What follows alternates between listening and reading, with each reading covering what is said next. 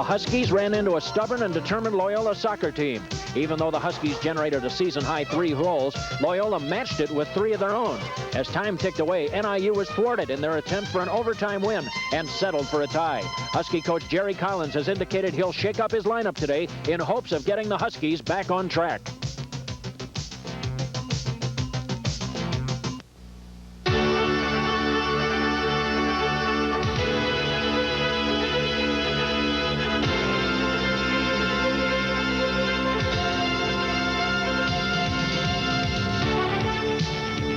Direct from Husky Stadium in DeKalb, Illinois, Sports Vision presents Northern Illinois University Soccer. Today, it's the Vikings of North Park College taking on the Huskies of NIU.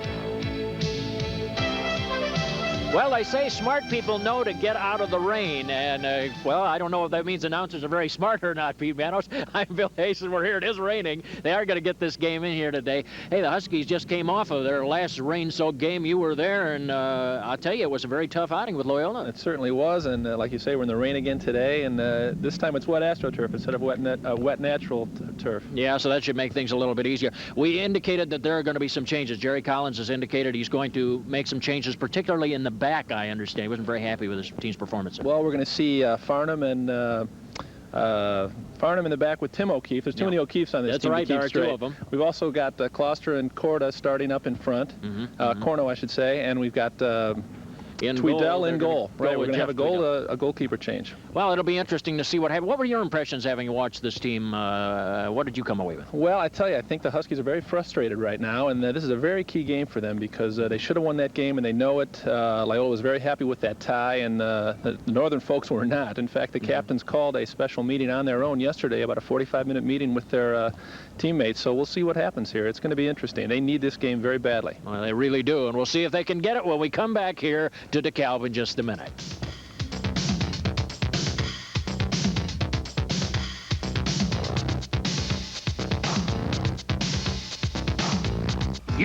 Back here at a very foggy DeKalb Husky Stadium, and we'll go to Steve Nemeth as he is going to introduce the lineups for today's game. Soccer conference action also as your Northern Illinois University Huskies play host to the Vikings of North Park College. We'll begin with the starting lineups first for the visiting Vikings of North Park with a record of 0-3-0, 0-0-0 in the Metro Conference.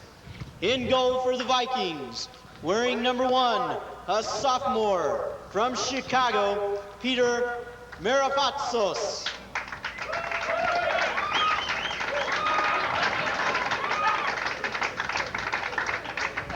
The starting backs from North Park, wearing number 13, a sophomore from West Haven, Ray Navarro.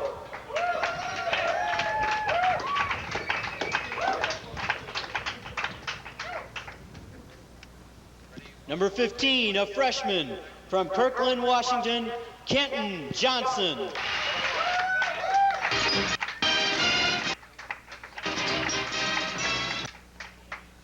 Wearing jersey number 19, a sophomore from Johnson City, Tennessee, Steve Johnson.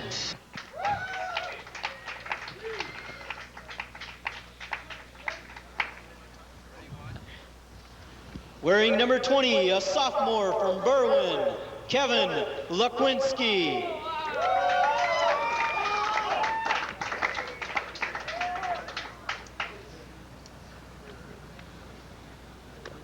The midfielders for North Park, wearing number 5, a junior from Chanhassen, Minnesota, Robert Mitchell.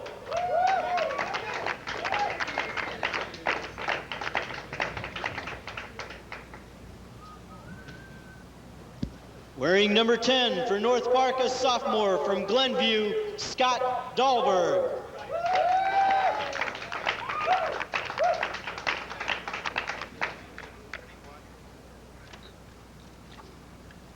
Wearing number 11, a senior from Clackamas, Oregon, Phil Johnson.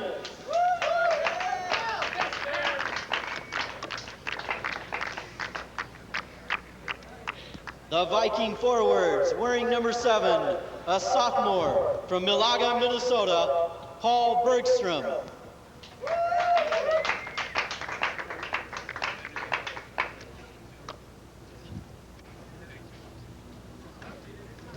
And wearing number 9, a senior from Chicago, Bernie Rosauer.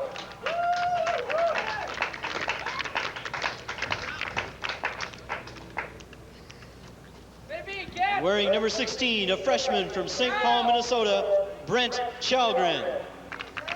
North Park College is under the direction of head coach Steve Forbes.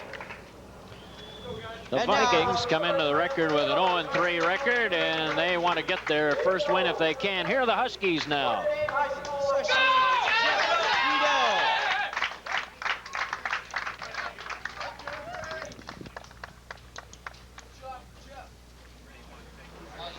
Jeff Tweedell will be in goal, and he has one shutout to his credit, the freshman from Quincy, Notre Dame. Helgi Abrahamson.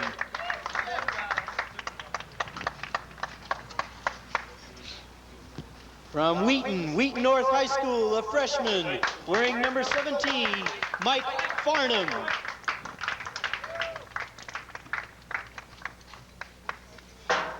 From Ferguson, Missouri, Florissant McClure High School, sophomore, number 18, John O'Keefe. From Bolingbrook High School, a junior, number 21, Tim O'Keefe. Now the Husky midfielders from Chicago, Gordon Tech High, a senior co-captain, number 1, Willie Fillion.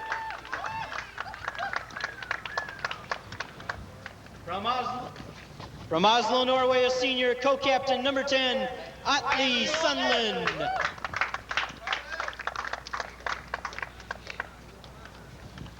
And from Quincy, Notre Dame High School, a junior, wearing number 11, Kevin Drew.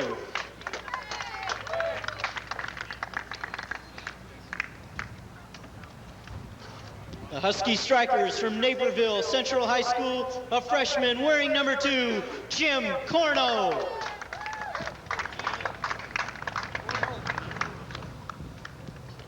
From Roselle Lake Park High School, a junior wearing number 4, Dave Richardson.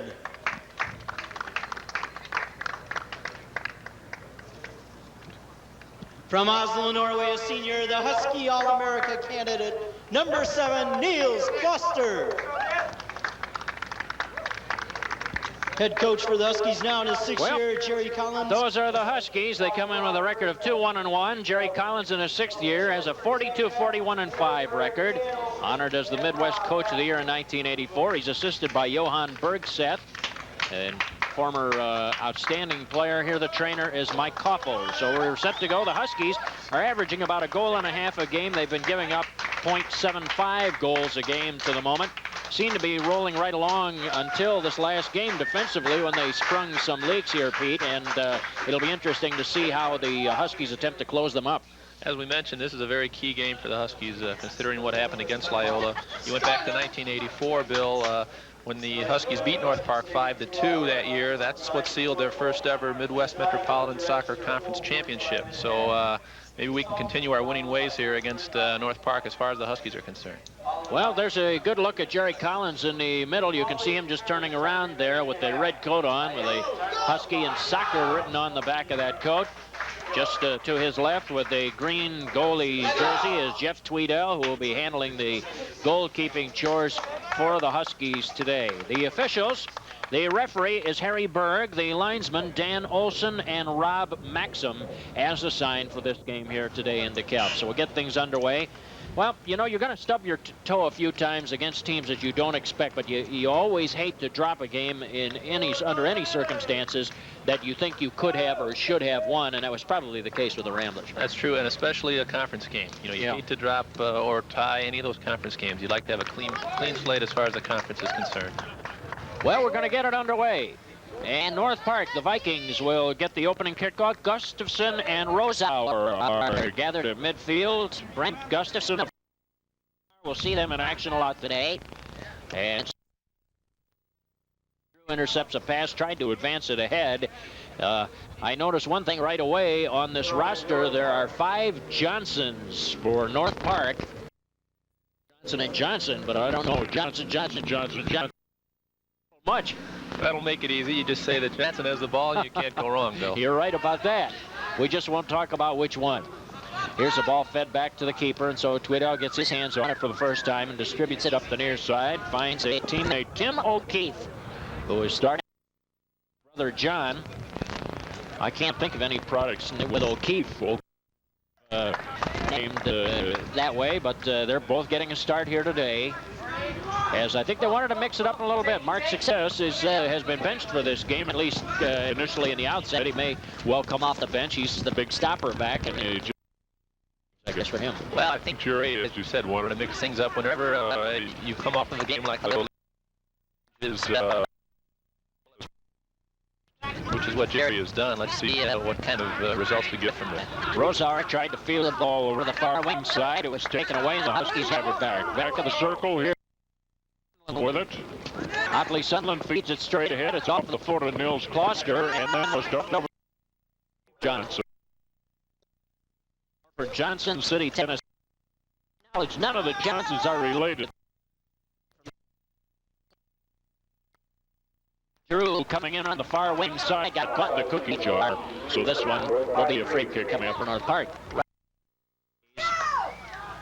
Nils Kloster is very close to breaking the NIU record for individual scoring. We're going to have to kind of take a look and see if we can find where he stands on that. He was very close. I think he was within a point. I just want to double check the numbers that I have because I'm not sure if they're official or not, but we'll check and we'll try to find out. Richardson on the corner kick, bent in toward the back post, flicked right in front. Here's Corno trying to flatten it out, turns around and shot! And it goes over the end line. It will be a goal kick. There's another missed opportunity. That ball, I believe, went right through the goalkeeper's hands, probably a result of the ball being a little damp, and we're putting some pressure here on North Park. The Huskies are coming up dry, though, at this point, Bill. Well, they've done a job here in the early moments. They're getting a little better pressure on the goal than they have in previous games. We are in the 16th minute of the first half. Still no score in the game. Here come the Huskies again. Boy, did Kloster show some ability there as he took the ball right on his toe. Ball went into the box. It'll be taken by the keeper. Going back to the penalty kick attempt, I think Kloster, had that ball been placed in the corner, he might have slid that in, but as I said, it wasn't kicked that hard, and as you pointed out, it was more towards the center of the goal that I'm sure he wanted it to, and resulted in, if you can say, an easy save on a penalty kick, a relatively easy effort for Marafatsos. Yeah, when you consider the fact that the batting average on those penalty kicks is as high as 85%, maybe even more, it's always remarkable when you get one. It looked also like the keeper left a little bit early, which as an ex-keeper, I always tried to get away with that if I could. I mean, if you can cheat a little bit, fine. The only thing you lose is that they retake it. So I think he moved a little early, guessed correctly, and it was, it was right at him. Yeah, that's about the best he could hope for. And you guess one direction, hope the ball is there, and that's what happened. And Marafatsos was able to make the save on the play. And right now, that has North Park locked up in a 0-0 tie. And that means now that Kloster is 3 for 4 on penalty kicks for the year. From an emotional standpoint, that's got to lift North Park. They're away from home. There's been a lot of pressure early on their goal, and right now they're still 0-0 with the home team. They've got to say, hey, we've gotten out of a couple jams. Let's try to put something together here. Huskies once again, top of the penalty arc. Corno tried to lean in there, and Mitchell swept the ball. Kenton Johnson swept the ball away from him. Here comes NIU again. It's Farnham in the box, looks to center, and it's tipped away above the penalty arc. Here's a hard shot by O'Keefe, and the keeper parries it over the top of the crossbar and out of play. That was a mighty nifty save by Marafatsos, although he was caught in kind of an uncompromising position. He was, but he was all right as long as that ball wasn't chipped. I think he was okay. He was way off of his goal line, but he was able to manage to flick it over the bar. Farnham did very well to cut the ball across and set up that shot. It'll be a corner kick for the Huskies. They have players on each post. It is bent in toward the back post. And Drew tried to flick it up. Here's a shot by Fillion right in front. A header by Kloster, kept alive. And North Park is having a horrible time trying to get the ball out of their own end. They finally clear it out. But Farnham wins the ball right back, the defender. And down he goes, and North Park is able to clear it out toward midfield. Gustafson on the run. North Park is hanging tough. They haven't allowed a goal. There's been, again, a lot of pressure in their end. Marifatsis has showed us some good mobility, and he's controlling the penalty area at this point. Yeah, and the Huskies are totally controlling things on the field. Here's Fillion with a leg into Robert Mitchell. Foul call. It'll be a free kick. It almost seems to me as if North Park is hanging on by their thumbs. They dodged one bullet on a penalty kick. They've had that ball inside that 8-yard box several times, and boy, that's not where you want it. They have dodged some bullets. Marifatsis made a good decision on that shot to not attempt to catch the ball. Yeah.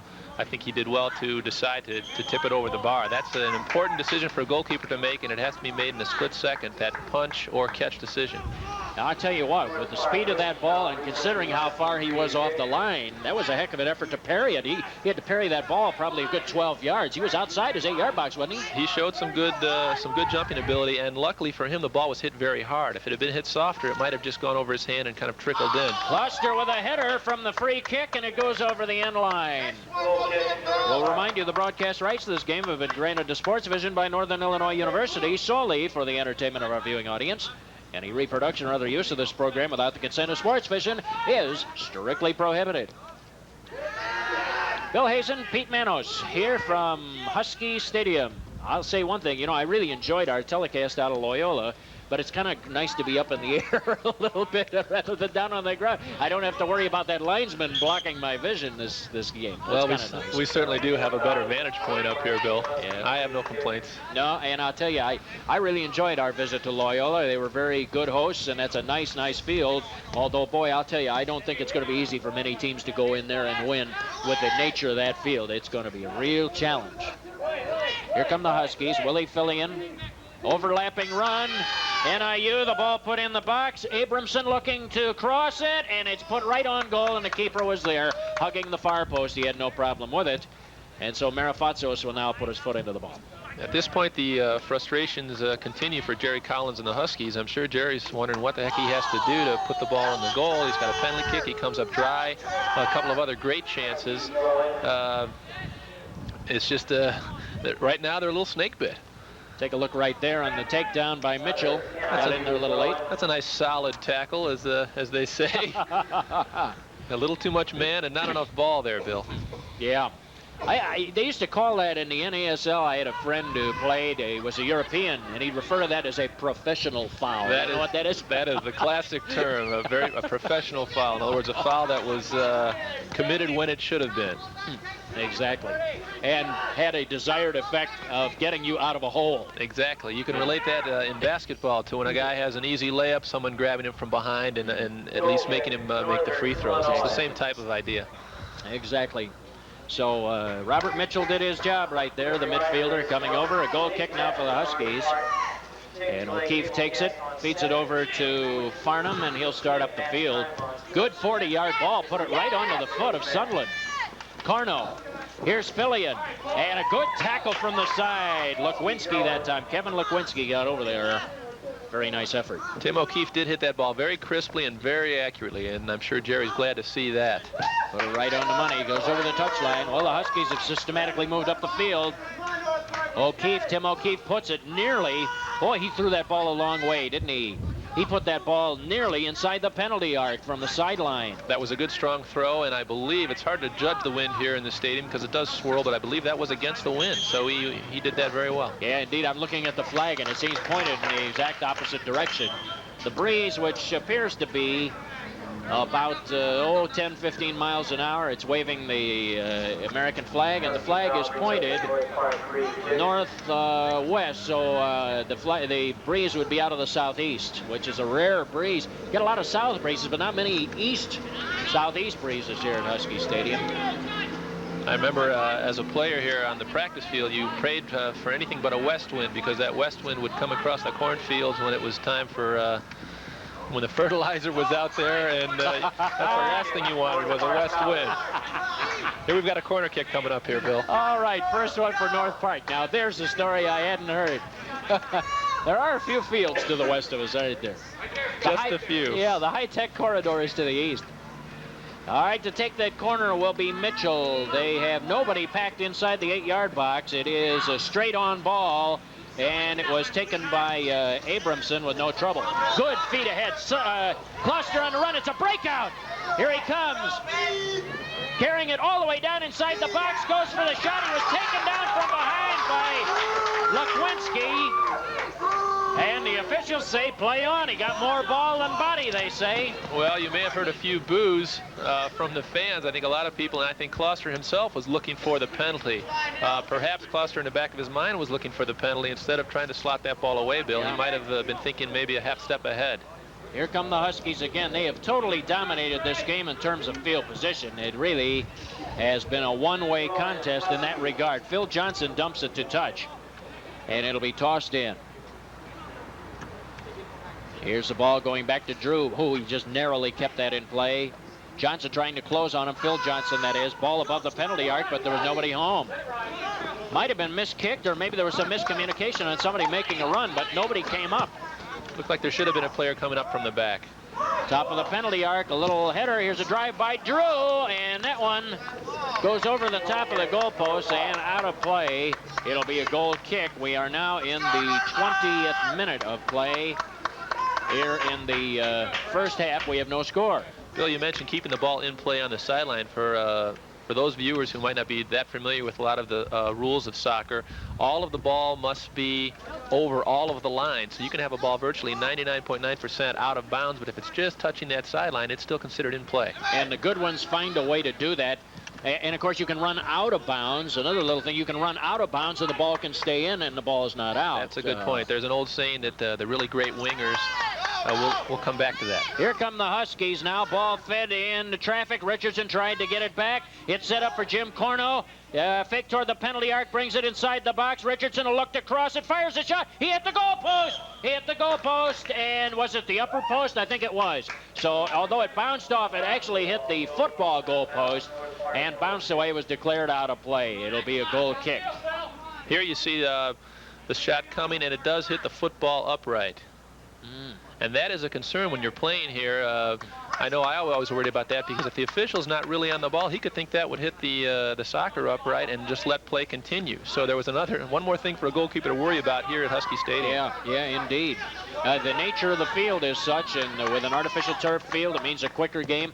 I would say the goalkeepers get a pretty good workout. This is a good place to develop your goalkeeping skills, I would say. It sure is. And on wet AstroTurf, these guys know that a good shot can beat them sometime from 35, 40 yards, a shot that normally they would have no problem with. Yes, sir. A Howie Charbonneau special. There's a blast from the past. You might have to tell viewers about Howie later in the broadcast. Yeah, exactly. Howie was a player who hit a shot when I was doing the NASL. He hit a shot with 2 seconds left from 35 yards. He had scored 1 goal all year. He knocked one in from 35 yards on a bomb. Thunderfoot Charbonneau, he was known after that. Boy, what a shot that was. It was it eventually led to a victory for the Houston Hurricane of the old NASL. I remember how he played against them on many occasions. That probably was the highlight of his career, yeah, Bill. I guarantee it was. Here's Corno trying to chase the ball down, and Lekwinski was there. And it'll be a Husky throw-in, and Kevin Drew will chase it down. And he will toss it in. Farnham, right back to Drew. Trying to close down on him is Phil Johnson. Feeds it above the penalty arc. Here's Tim O'Keefe. Left-footed drive, goes through traffic and goes over the end line, and I don't think it hit anybody here. Or will it be a corner or a goal kick? I think a corner. It hit somebody on the way to the goal. I want to remind everybody, Sports Vision is your home for the best and exclusive Northern Illinois sports. This fall, you can follow the Huskies right here. Their fortunes in football, soccer, volleyball, plus the Jerry Pettibone Show right here, only on Sports Vision, Chicago's winners on cable. And proud to continue our association with the Northern Illinois Huskies. Here is a free kick. Goes up in the air, and that ball hung up there. May have confused the keeper, Marifatsos, a little, but he hung in there, was able to climb the ladder and get it. He showed very good technique there. When the ball is up in the air like that and the goalkeeper goes forward, he's got to get a knee up there to protect himself and also maybe to intimidate some of those opposing players. He reached high for it, and there was no one that could have got ahead on that ball because he took it at its highest point. Well, what's nice to know, Pete, is that you as a player, of course, never utilize any of those techniques because you played clean soccer all the way. You never brought those knees up. And, of course, nobody ever gave you any problems either. No, not at all, Phil. How many ribs did you break during your career? Fortunately, only one. Oh, gee, is that all? That's all. Oh, my. We were comparing notes on battle scars, but take my word for it, Pete, that Pete has a few, folks. Here's a good sweeping effort by Lukwinski with another good tackle there. He's the guy who got that tackle off of Nils Kloster going into the box. He swept it away from behind. They're hanging in there defensively. All the pressure is on North Park right now, and as I said before, I think they're happy that they're still 0-0, but I'm sure they're not happy with the flow of play right now. Yeah, it's all one way, and it's down at the northern end. You'd almost swear that this field is tilted in Northern's direction, the way the ball keeps going down there. I'm sure Marifatsos feels that way. Oh, I'll tell you, I guarantee he does. This is a crown field, by the way, we should mention, which does affect the way they play a little bit. The throw in by Tim O'Keefe deep in the box, and Kloster tries to get it. They just missed connections with, I think it was Willie Fillion in there deep. Marifatsos on this play, I think, came in a little bit too far. He did not judge that ball coming across the goal mouth real well. It went over his head, and it could have been another opportunity there for. Well, it was another opportunity that did not materialize for nobody the on Huskies. Nobody on the doorstep. The defenders did a good job screening off there and keeping the Husky players from being able to get on that doorstep. Boy, that's why a lot of teams like to pack that post. That's the exact reason why. If a keeper has trouble with a high ball, boy, it's just the piranha are loose, and they're just going fishing for it. That's true, Bill. That back door is a lot of goals can come from that situation on that far post, and Kloster was there, just wasn't able to put his foot on the ball and put it away. Farnham feeds it up the middle. It is out of the reach of Otley Sunderland. He was the target, and Scott Dahlbury goes back to get it for North Park. Now here's a steal, the Huskies. You haven't heard too many North Park names, and there's a good reason for that, because mostly the ball has been on the foot of Northern Illinois players. Now here's Gustafson with it, and there was a whistle, and it'll be a free kick coming up for North Park, and it'll be taken by Robert Mitchell. Getting back to an unfinished thought, Bill, we were talking before about the wingers, and you mentioned that a winger can be outside the field and then come back in as long as the ball is still in play. That's entirely legal. I was going to say there's an old saying that you can tell the real great wingers by all the chalk on their shoes and socks. Of course, out here there's not too much chalk flying because of the wet turf, but that's the saying. A lot of the classic wingers, going back to Georgie Best and some of the others, constantly were just dancing on that line all the time. Yeah, that's a good old saying too. I've heard that, and it is boy, it is really true. Really true. Something you notice, because a lot of those guys will wear dark-colored shoes, and you will be able to see that when they're done. It'll be a free kick. Ball put near the box. A nice backpedaling header by Richardson. Now it's advanced by Johnson, another one of the Johnsons. Ball, a missed chance and a kick there by Kenton Johnson. Tried to volley it ahead and plain old missed the ball. It's Lukwinski.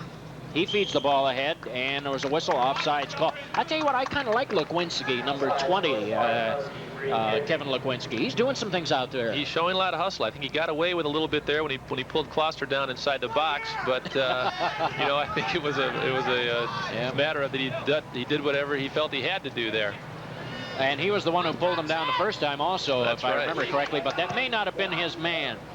Here's Lukwinski, a nice header again as he directs it over to the far side and gets it out of trouble.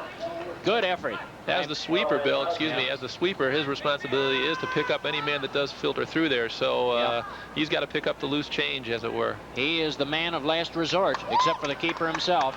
Farnham inside the box, still driving. Nobody picked him up. Here's Kloster. Shot is blocked. The ball came loose. And Lukwinski again knocking it away. Here the Huskies. It's put inside the box and goes all the way through to the keeper. Lukwinski could not get ahead on that one, so the keeper Marifatsos was able to play it with no difficulty. We continue with a 0-0 tie, and we're down to 17:56 remaining here in the first half. Again, Farnham is showing us a lot. He set up a couple of great chances, and he was in the box and laid the ball off right in front of the goal, and it just it didn't reach the back of the net. But I'm impressed with his play at this point. Well, I'll tell you have to give North Park an awful lot of credit for the totally one-sided field situation. They've done pretty well to hang in there. They haven't generated anything, but at least they have hung in there, and that's the first order of business. They're bending and haven't broken yet. You don't know how long that's going to keep up, but I tell you, we've been talking about Marifatsos. Let's talk about the Northern goalkeeper and what he's going through his mind. It's a very tough thing to have the ball at the other end all the time, and all of a sudden it's coming your way. Corno feeds the ball into the box. Tim O'Keefe was the target. It was out of his reach. O'Keefe there in not an overlapping run. I guess he was lapped inside, just took off and and could not get to that ball, so they'll head back down the field. O'Keefe coming from his back, and that was a nice little pass for him, just couldn't quite reach it. Well, we saw him do that against Loyola, and he's showing us some good mobility. He's covering not only his defensive position, but he is making some overlapping runs, whether it's from the outside or through the slot in the middle. Huskies are using a tandem striker setup here instead of 3 men up front, or the 4-3-3, or however you want to describe it. How much does that change? Just kind of a thought to keep in mind, and as we get an opening, this might be a good chance to ask you about it right here, is how much does that change the responsibilities of the midfielders? Well, I think it's of the northern midfielders, Bill? Yes, that's correct. I think it's indicative of the fact that Jerry Collins feels that he has the upper hand against North Park and really wants to force the issue. That gives the midfielders a lot more options as to where they can deliver the ball. You've got twin strikers up there. That makes it that much tougher for the North Park defenders and as to their marking assignments, and it gives the midfielders some room to make some offensive runs that normally they might not make if there was a sole striker up there. Yeah, exactly. Here come the Huskies now as they try to mount another rush. Nils Kloster, and the ball is knocked away and taken at the front of the circle, and Sunderland will shake around. Then he hit Abramson. Gosh, that one smarted a little bit. That smarted up here. John O'Keefe. Corno, nice flick to the backside. Farnham overlapping in the box. Here he comes, a drive and a save by Marifatsos as he turned that ball aside. Another outstanding effort. It leads to a corner kick for the Huskies, and that is their 4th. Well, Bill, Mike Farnham continues to impress us here. He makes a nice run, enters the box, and takes that ball very well. Marifatsos just got a hand on it, a reaction save, and was able to deflect it wide. Boy, that was really a very nice job. Richardson, you can see from our ground level camera, is getting set to take the corner kick here. They have Fillion on the near post. Now the ball is put in toward the back post, just over Sunderland's head. Drew tried to flatten it out. And now it's cleared out by Mitchell. Ball taken away, and the Huskies have it back. It is dumped to touch by Scott Dahlberg, the sophomore from Glenbrook South High School. Believe me, that is very difficult for a player to hit a ball on a half volley as he's running toward the goal and keep it low. I think 9 out of 10 of those shots you'll see sailing up at least high to the goalkeeper, and a lot of times over the goal by quite a margin. O'Keefe put it in the box. It was taken by Marifatsos with no difficulty. A whistle sounds. And, well, somebody risked a card right there by punting that ball way up in the air. It'll be a free kick for Northern. Comes at probably the best spot on the field. If you can't put it in the box, here's a quick shot, and it is taken by Marifatsos. Oh, the Huskies really lined up and took that in a hurry. Fillion, I think, let her rip. Well, what he tried to do there was catch North Park napping. The goalkeeper was on the other end trying to set his wall up, Bill, and it was very wisely taken quickly and almost slipped in. I think that ball hit the post and came right to Marifatsos. Yeah. You know, I'm kind of surprised the official let that go so quickly. Usually they give everybody a chance to organize, and in a way, I'm surprised the official didn't step in and say, hey, wait a minute. Well, some officials, when they put the ball down, you can play it. Others will put the ball down and say, wait for my whistle. So that was a heads-up play by Northern. It just, again, seemed to be a little snake bit here and just can't buy one. I'm sure Jerry Collins is very concerned right now because as we saw against Loyola, even more so than the Loyola game, Northern is completely dominating this game, and yet the ball has not been put in the back of the net. And to reiterate again, I'm sure the goalkeeper, he's a freshman. Tweedell's got to be, he's stiff, he's cold, he hasn't handled the ball much this game, and I'm sure Jerry's wondering what's going to happen when he is called on to do something. Well, as you say, they have the Huskies have found goals today coming very hard, although they have absolutely dominated this game in terms of field position. Now here's another stolen ball as Robert Mitchell had the ball pickpocketed away from him, and the Huskies came up with it, and they have it again.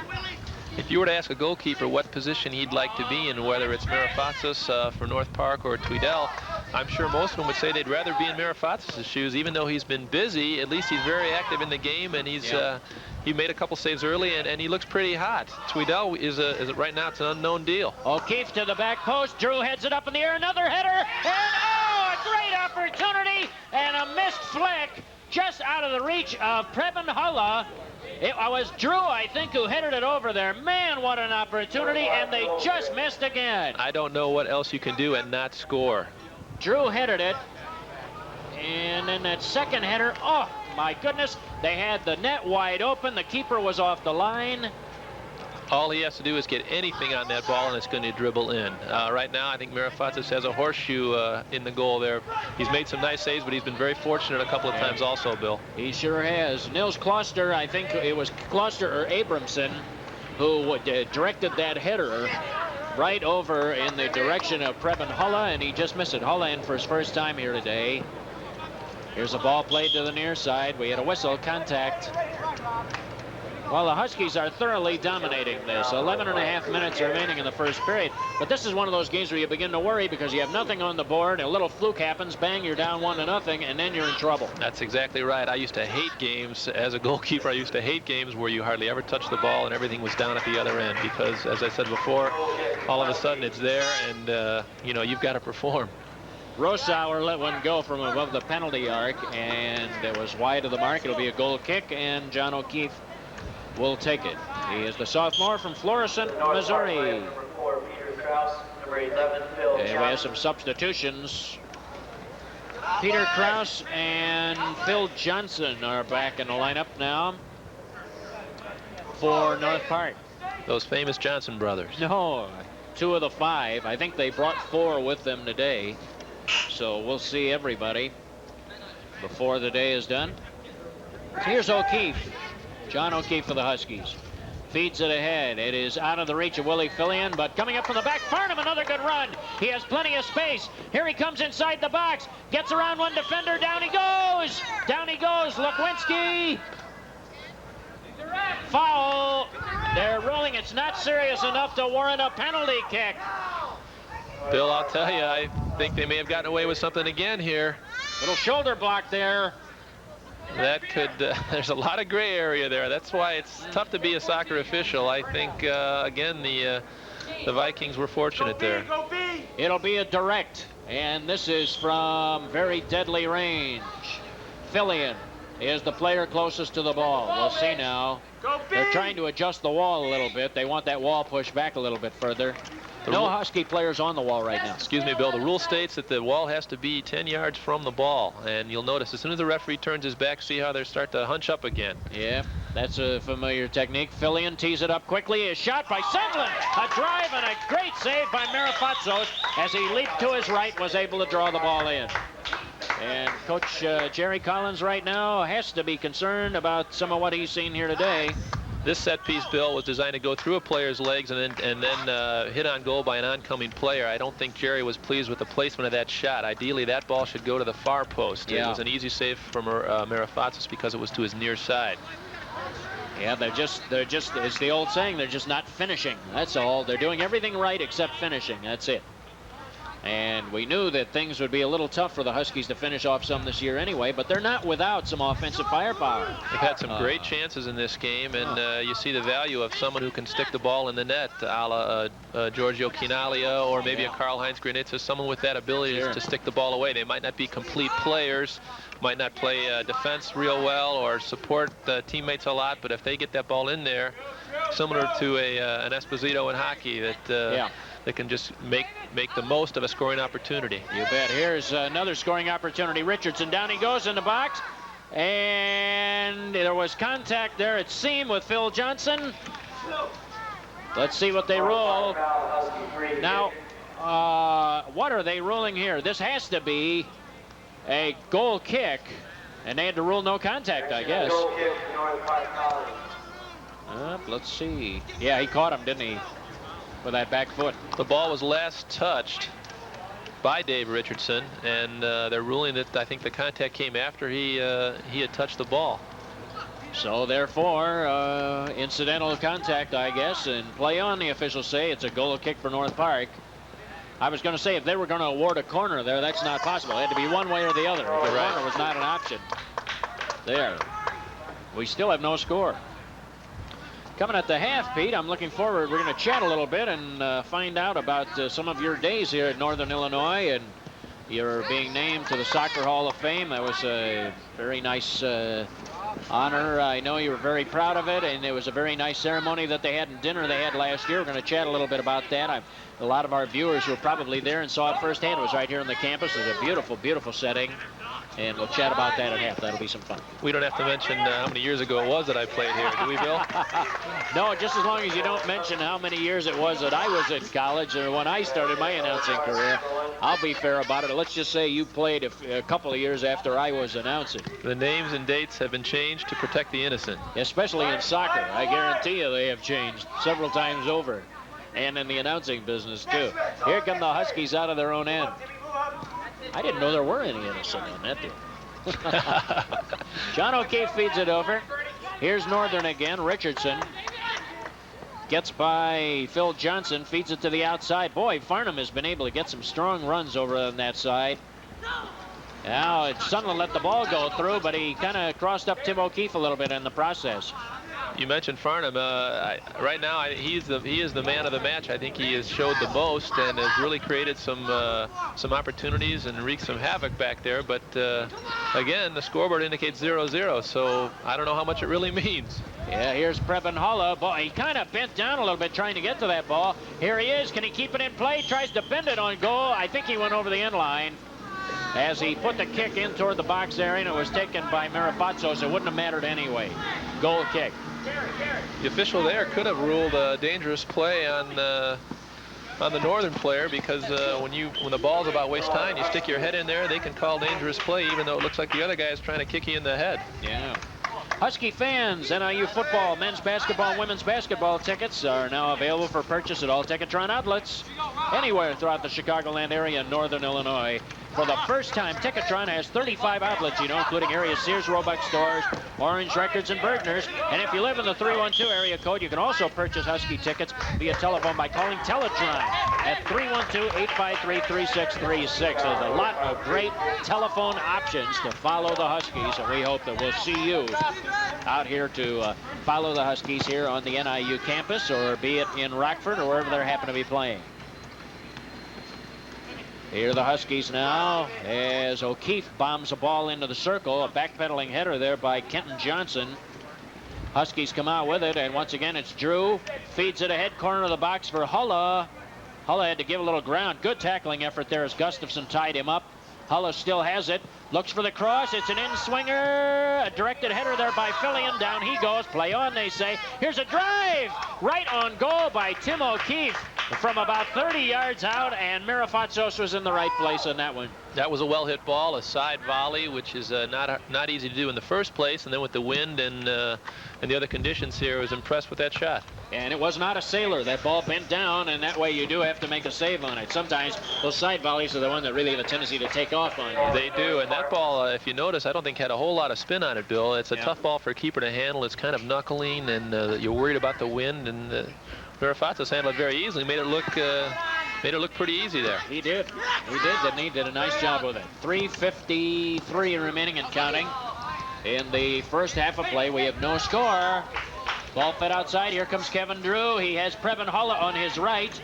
Drew, now Hulla slows up. He drops the ball to Hulla. Far side. Here comes Sunderland in the box. Feeds it right through for Kloster, and he couldn't get there. Oh, my goodness. That ball just had the wrong pace on it. Well, I think it was a shot. Kloster again was just a little late getting there for a follow-up. I don't believe that was a pass to Kloster. I think he was trying to slot that into the far side, Bill. Yeah, well, then he missed it. I guess that's one of those deals where it was a tweener. Exactly, in between, betwixt and between. Boy, I tell you, had Kloster had about one more step, it wouldn't have mattered anyway with an academic, because he just would have guided it in. Wouldn't have really had to hit it. Those are one of those deals where you just kind of get your foot somewhere in the area. That's all you need to do. You and I could have made that, Bill, and that's saying something for an ex-goalkeeper and a man in the booth. Yeah, let's just say you could have made it. Somehow, I think mine would have gone over the top of the crossbar somehow. Here's the ball played through. Mirafatsos off of his line was there. That would not have been probably a shot on goal, but Mirafatsos was a little uncertain on it, so he decided to trap it in. Well, he did the safe thing, and when you're under as much pressure as he is, he's going to do whatever he feels most comfortable with. And there he covered up, and I think it was wise that he did. Here's a good example of how a defensive unit working together can tie up a clearly superior offensive team. Ball above the penalty arc. Sunland tries to drive it, and he got it with the outstep. Can Hulla keep it in play? What a move! Up, nope, couldn't quite do it. I tell you what, Hulla really showed me something over there. He nearly saved that from going out of bounds. He almost kept the ball in play. A very difficult thing to do, especially with the crown field that we have here. That ball.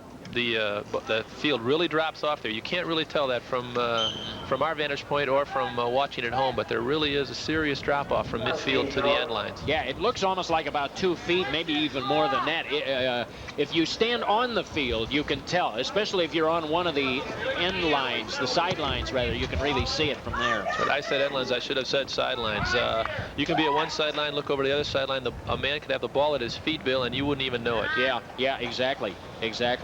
So I'd say that crown is probably a good maybe 18 inches to 2 feet. It's fairly substantial. I think it's easily 2 feet. Yeah. All right, the punt comes from the foot of Marafatsos, and it is kept in play by North Park now. Gustafson. Well, I tell you, the Vikings have had an awfully hard time organizing their attack. Of course, it's hard to organize it if you can't control the ball, and they have not controlled the ball. I think they're doing well just to be at 0-0. I believe they know it. They'll probably be very glad to get into the locker room with a tie and a clean scoreboard. And I wonder what Jerry Collins is going to say. I'm sure Jerry can't be too disappointed with the organization. I mean, it's all been on one side of the field. What's wrong with that? They just haven't been able to finish anything. They just haven't put it away. I'm sure Jerry's very pleased with the offense that's been generated, but again, you've got to be results-oriented and stick that ball in. Here's Richardson. He may try for one here. He got around Mitchell's tackling attempt. Has it the corner of the box. We're down to 25 seconds left. Or about 30, excuse me. Here's a ball played in the box. Cleared out. Mitchell kind of outstep volleyed the ball, and it went to touch, and it'll give the Huskies one last chance at 20 seconds. The ball will be thrown in. And O'Keefe puts it all the way into the box. Boy, he has a strong throwing, two throwing arms there. He really can drop it in. Ball played ahead. Can Hulla get off a shot? Here we're down to 4 seconds left. Hulla trying to turn. Here's a drive! And Marafatsos was able to hug the post and make the save. And with that, time runs out. Boy, that was a nice shot by Preben Hulla to end the first half. He showed some good awareness there, Bill. He knew the clock was winding down, and he put a nice ball on goal. Marafatsos was there, and here we are at halftime, all the momentum for the Huskies and nothing to show for it. Jerry, if you want to play fly on the wall in the locker room, I'm sure Jerry's got to tell these guys just to hang in there and not let up. They're doing everything right. They're just not putting it away. It is a funny game through the first 45 minutes. We have a 0-0 tie, and when we return, Pete and I will be visiting about his days here in Northern Illinois, and we'll be reviewing the first half. That's coming up in a moment.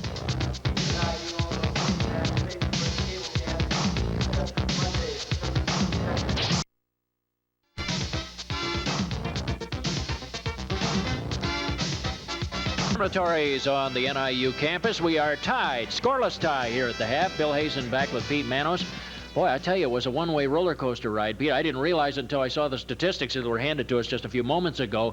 19-0 on shots. Guess who in favor on that one? Well, Northern dominating, but not being able to really take advantage of it.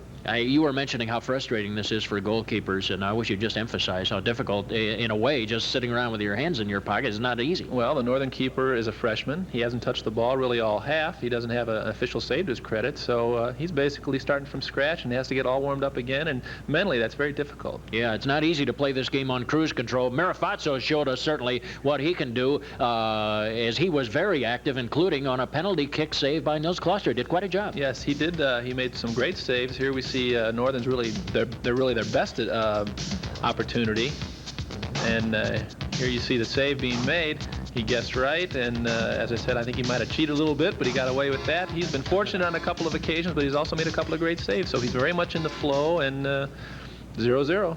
Yeah, that's what we have right now, and we have second half action coming up. When I look back at that penalty kick, the one thing that sticks in my mind is the fact that Kloster really didn't push it outside quite as much as he wanted. I don't think he placed it where he wanted to. I think he hit it as hard as he wanted to, but he just wanted to slot it similar to the ball he hit against Loyola.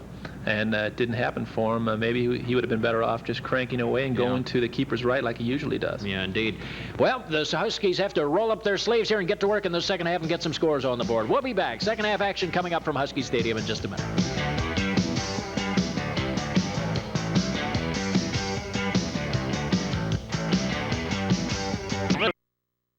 keep things as closely in check as possible, and certainly North Park has done a sensational job of that, Pete, and that's why they're hanging in here as well as they have.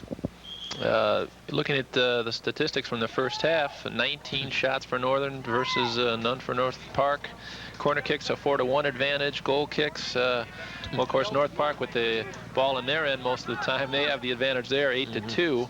Offsides, interestingly enough, is even at 2-2. You think it would be more to Northern's advantage because of all the pressure they've put on. Yeah. Basically, it's a situation, as we said before, Northern's doing everything but scoring. Marafatsos was required to make 9 saves in the first half, and Jeff Tweedell, well, he was, as I say, we put it quite nicely when he said he had it on cruise control, and that's really what it boiled down to. He was not required to make a save in the first half. And again, just a solid indicator of where it has been here. Now, with the teams that switched ends, and North Park has possession of the ball. As we are just beginning the second half of play, there's no score. No changes in the lineup that we could sense right away, except Ray Navarro, one of the few times he's touched the ball today. Gustafson tried to feed it ahead. Ball stolen away. Huskies have it right back.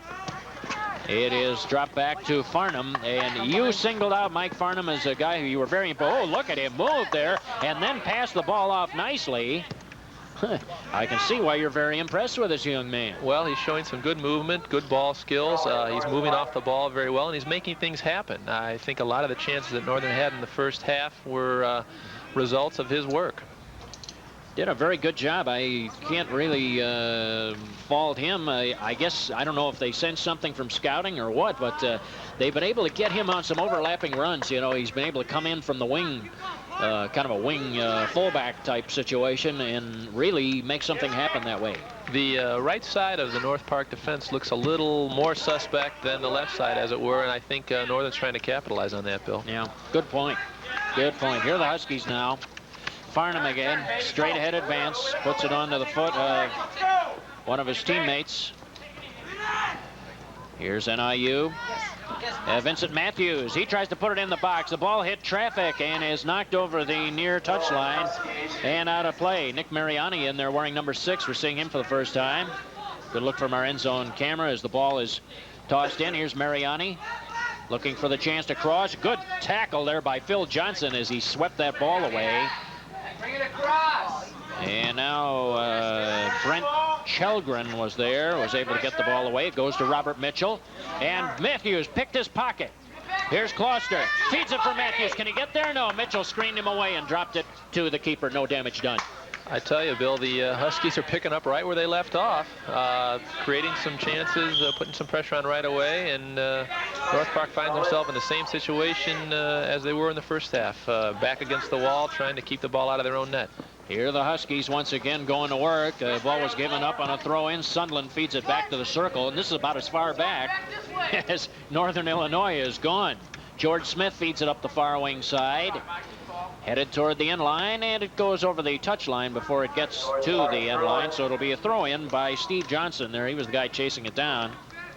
In general terms, North Park has a relatively small and a thin squad. They, even their attackers are not big guys. They're the type of guys that you think you might be able to so-called move them off the crease if you had to.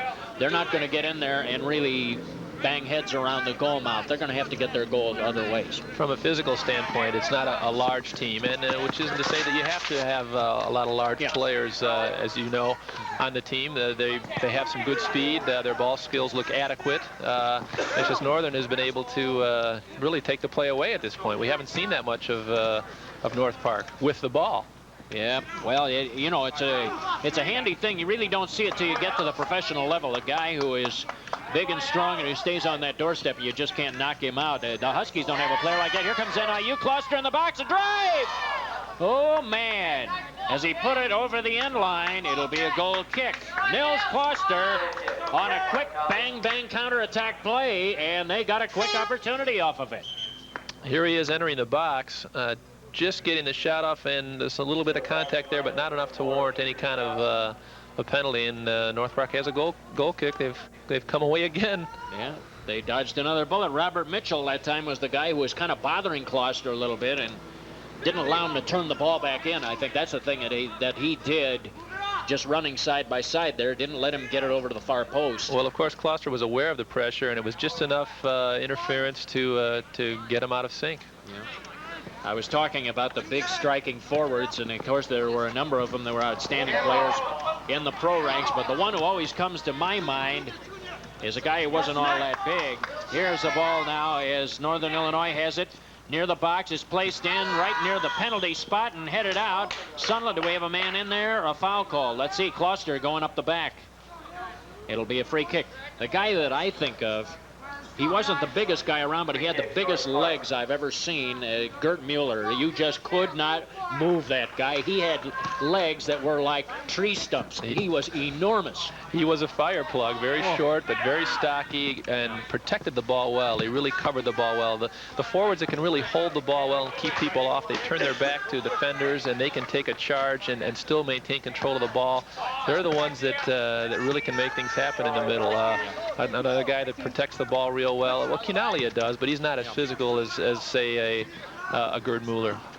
Yeah, Mueller, a very unusual athlete. You'd swear walking down the street that he was just an overweight guy. He looked like he had all bottom and no top to him, but boy, you could not move him. And he had great skill. He was a very good player. Well, he was a world-class player in his day, and I think a lot of NASL fans may remember a guy who played for Tampa called name of Clyde Best. Oh, yeah. Very huge, looked like a football player, looked like an American football player. He was very big, was from Bermuda, shielded the ball like no one's business, and you could just not get the ball away from him. He was about 6'3". That was the guy I was trying to think of on a previous telecast here on Sports Vision. Here the Huskies on the attack. The ball at the top of the penalty arc is cleared away and taken away by Abramson. He got the ball right back, feeds it ahead. Here's Kloster, looks for an opportunity, fakes in the box, and the defender Lekwinski was there and was able to sweep the ball away, and the Huskies have earned their 5th corner of the game. Lekwinski again, Johnny, on the spot, cleared the ball over the end line, gave up the corner, but did what he had to do, and right now he has been the main man for the North Park defense. Between himself and the goalkeeper Mirafatsos, they've put the wall up. Yeah, and Jerry Collins would like to see his team put one in the back of the net right here. Richardson with a corner kick. Now they pack the box. The ball's in there just over Matthews' head, and it was cleared out by the defense. Matthews had a good opportunity. The ball was just misconnections there by a little bit. Kloster dug the ball out. Good effort. Matthews in the box. Was there a whistle? Not sure. There was a collision there as they dug the ball out. And there might have been a foul called on that collision. The players continued to play. It's going North Park's way. Believe it or not, again on that corner kick, it was number 20, Lekwinski, who just timed that real well. He's not real tall, but he timed that ball in the air very well and got his head on it. He seems to read the game pretty well, doesn't he? He's all over the field. He does, and coaches, they look for that in players, people who can read the play. Here comes Kloster, brings it inside the box. He has a winger on his left. It's chipped for Matthews, but the keeper, Mirafatsos, saw it and read the passing lane and came off of his lane to deny the ball. Here I think Kloster did not quite get the pass that he wanted, Bill. I think he wanted that ball to float over the goalkeeper. He had 2 men coming in from on the back door, from the backside, and the ball just wasn't placed where he wanted to place it. Couldn't quite, and of course running at full speed, it's not easy to push that ball out like that. You're talking about turning about an 80-degree angle. It's a tough thing to do. Sure looks easy, but a tough thing to do. I think we're starting to see some frustration enter in. Here's Sunderland. We'll see. He tries to bend it in. It's crossed in low and is cleared away. Lekwinski once again as he dumps it to touch, and the Huskies will have it right back. As the game goes on, and if Northern continues to put pressure on and not score, I think you'll see them looking to the referee more for calls, complaining, and it's a natural thing, especially for a young team, complaining about the way things are going. Just hard to believe that they're not in a better position on the scoreboard. Phil Johnson. Here's a missed tackle by Rosauer. Huskies have the ball back. Farnham feeds it ahead. Here's Kloster in the box again. A drive. Save! Mirafatsos! Boy, was he big right there as he parried the ball out of trouble. He came up very big there. Stuck a hand out, and Kloster went to his near side. That was really about the only place he could go. Mirafatsos had the angle very well cut, and he was there. He just came, and it seemed like he came just the right amount off of his line. He wasn't too far out, and boy, that was a great save. He timed it very well. Here's an in-swinger, Bill. All right, we'll look for it from Richardson. They have 3 men on the post. It's bent in, a little flick, Sunderland, and it was hit by Gustafson and cleared out by North Park. Now lofted up in the air, goes to touch, and we'll get a fresh ball. The Huskies quickly throw it in. They get it to Richardson. Here come the Huskies. A quick throw in, trying to get a little advantage here. The ball is crossed deep in the box, but is chested down by defender Phil Johnson, and Mirafatsos picks up the loose change. Richardson brought the ball across the goal mouth very nicely. I think we would like to see the Northern forward on the other end. That was number 6. Yeah, that was Mariani. I would have liked to seen him continue his run. I think he might have caused some problems for the goalkeeper had he continued his run there. Here's Vincent Matthews, puts it on the ground in front, and a great effort. Steve Johnson smelled that one out and got the ball away. I'll tell you what, North Park can't even get it to their own midfield line. They are pinned right with their backs literally to the wall. They sure are, and you've got to wonder, I'm sure Jerry's wondering the same thing, how long is this going to go on without the ball ending up in the net? Yeah. Well, it would be a crying shame to play a game like this and come out with no resolution.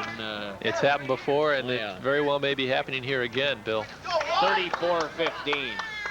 Does any remaining in regulation time, does anybody go into a game like this if you're in North Park's position and saying, hey, let's play from the outset for a tie? If you ever had that situation, here's a ball played through. Mirafatsos will pick it up. I think that's very rare, Bill, unless you're in a position.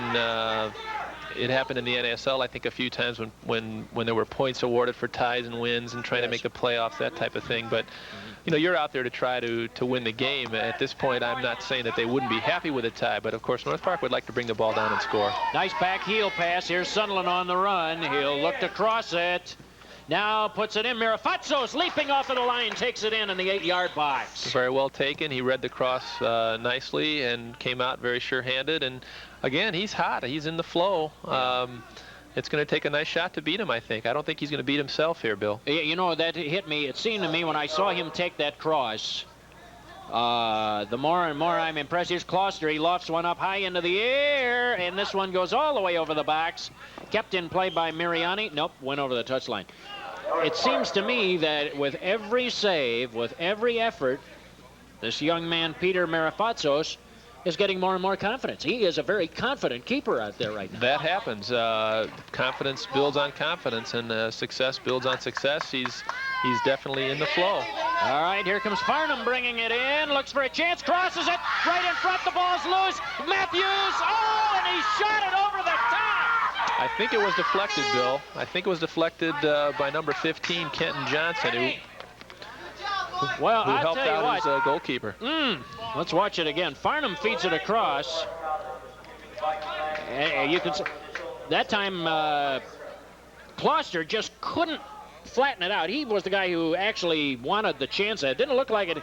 Not sure if it hit anybody or not, although Matthews looked like he was shot by a cannon when he saw that ball go over the top. I'm sure he felt horrible. Well, the replay looks like it didn't hit anyone, but there was a lot of traffic in there, and I think he had to hurry to get the shot off. Yeah.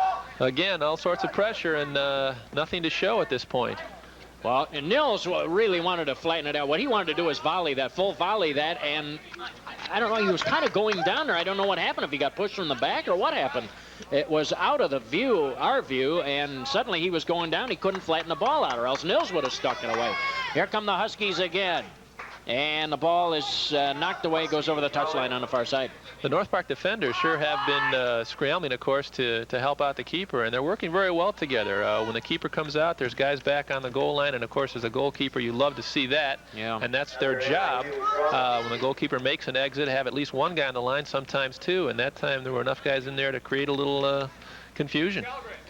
Well, certainly the North Park team has provided plenty of defensive confusion for the Huskies. They have had all kinds of problems solving Mirafatsos and his players in front of him. Here are the Huskies again. This is about as far back as the Huskies have been pushed. They haven't gone much beyond here. Now here's an attempt to steal the ball away, and it fails. See, the Huskies just seem to have a little bit more skill in tighter quarters. Look at them, the ability to pass the ball. Considerably more developed than this very young North Park team. I think that's a good observation, Bill. They're very on the ball. Their passing has been crisp. They're getting into what we call triangles, where you have they're working 1-2s. You got 3 against, and which exactly is what soccer is, broken down from 11 versus 11 to 3 against 2 in small-sided situations. I think 99% of the teams, college and otherwise, use small game situations to train their players. And Northern's winning all those little battles, but we're not winning the war here by putting the ball away. Matthews going over the side of Gustafson, trying to make the tackle. Tell you what, the Huskies have not been called for a lot of fouls in this game either. We had it as, what, 8-7 at the half in favor of North Park. Which in 45 minutes is not a whole lot of fouls.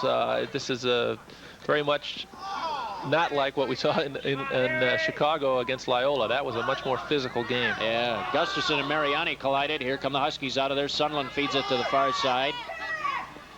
And, or Abramson, rather. Now it's fed ahead for Matthews. He'll bring it in, looking for a chance to cross it. Goes in front. Abramson, goal! Helga Abramson on the feed from Vincent Matthews, and the Huskies are finally on the board. Abramson with his first goal of the year.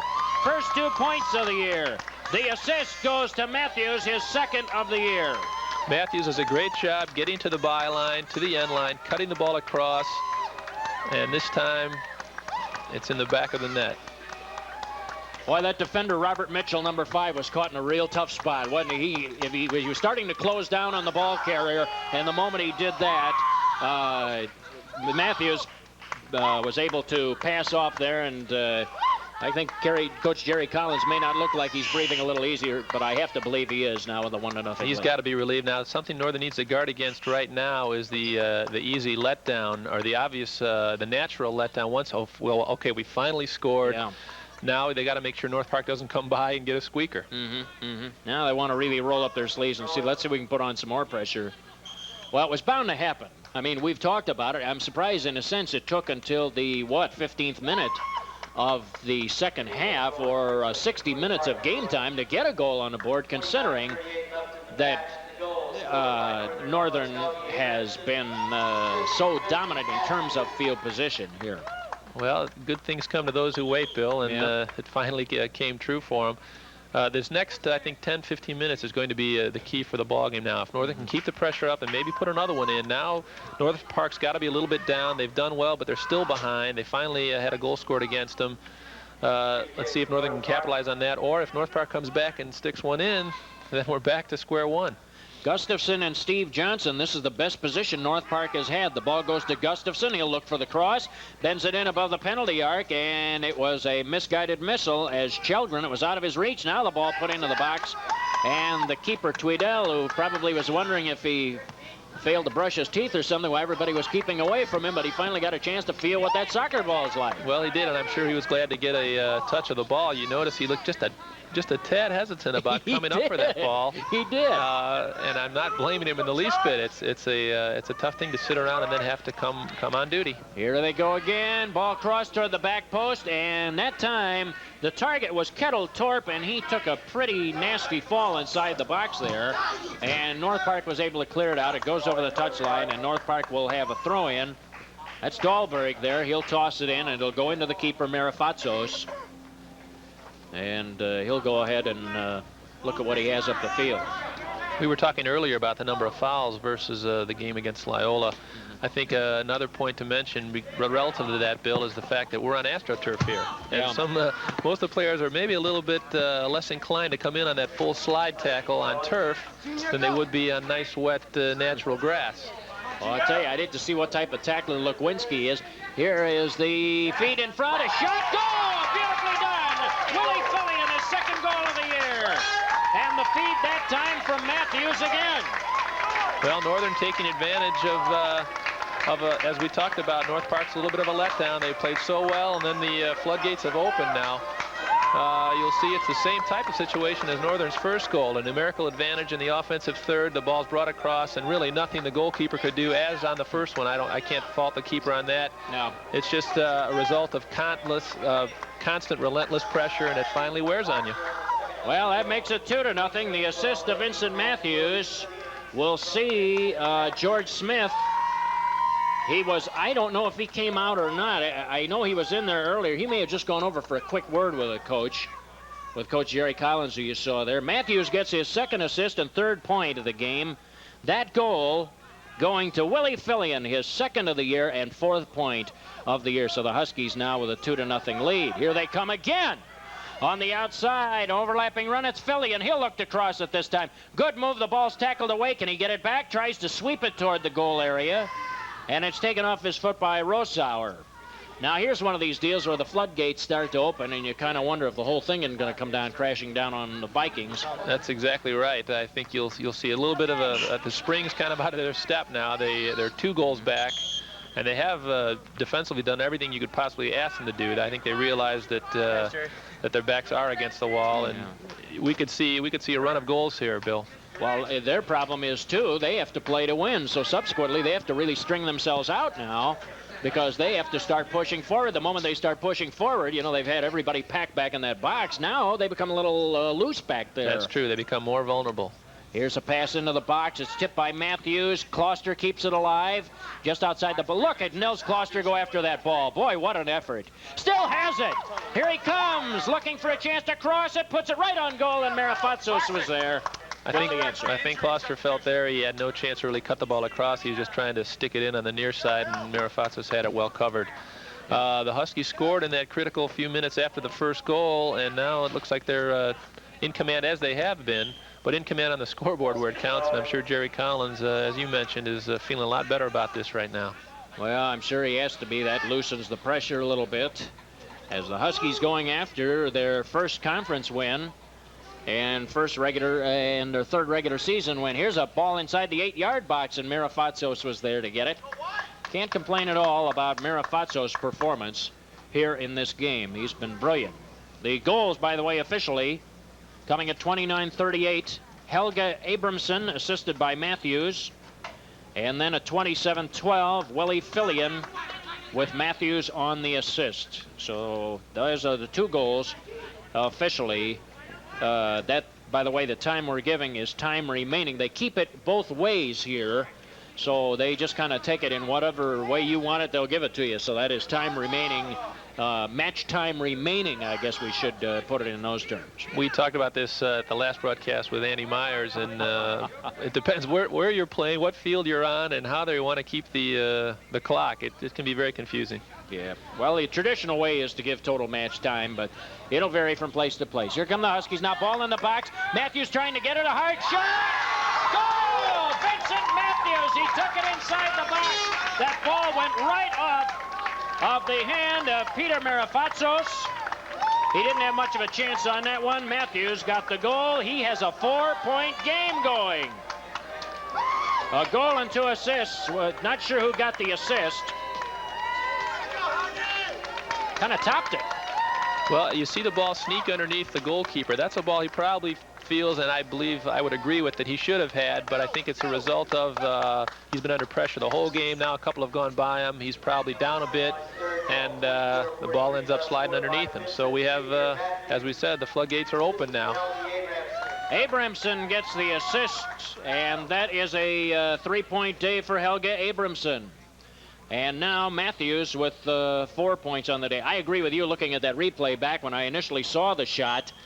It didn't seem as if that ball was under him as much as it was. That ball was, what happened was Matthews topped the ball. It wasn't hit with a lot of steam, and I think that Marifatsos was looking for the big blaster, and it never came. Well, it was kind of an off-speed ball. It did have some top spin on it, and again, I think in the first half, he would have had that ball. Yeah. If he had no goals by him, I think he would have been that much more up for it. But now things are kind of turning against him here. And the Huskies are going for more. They have a 3-0 lead, and I think Jerry Collins would like to see them get more and know what it's like to get a bunch of goals on the field, on the board. You never like to run it up against anybody, but NIU really needs a confidence game considering that Loyola setback. They do, Bill, and I think Jerry's concerned about, in speaking with him earlier, he's a little bit concerned about the killer instinct of his team. They had Loyola on the ropes at a 2-0 advantage and didn't put them away. I think he really wants to see him, see his players put this team away. Here comes a corner. Fillion, and they have Prebenhulla on the near post. A little backflip there. He flicked it. And there was nobody on that near side post. it was a great idea, but somebody did not sneak in. Was that a set piece, or that was a set piece? I think there should have been a supporting run to the back post on an in-swinger there that was headed across. I don't know if it was supposed to be headed on goal or flicked back. I'd have to guess that since there wasn't anyone there, it was supposed to be a shot on goal. Well, Hulla is 6 feet. He looks like a pretty good target man. They can go to him a little bit. They have a couple of 6-footers. Of course, O'Keefe can go up and get it. We know that. We've already seen that he is very good in the air. I would say that this Kloster is a better than average player in the air. And now with Hulla, who's fairly good size, they've got a couple of players, a couple of ways they can go. Well, we mentioned earlier in the broadcast that they should enjoy an advantage in the air, and I think we're seeing as play continues that they do indeed have that advantage. They haven't really capitalized on it yet in the form of a goal off of a header.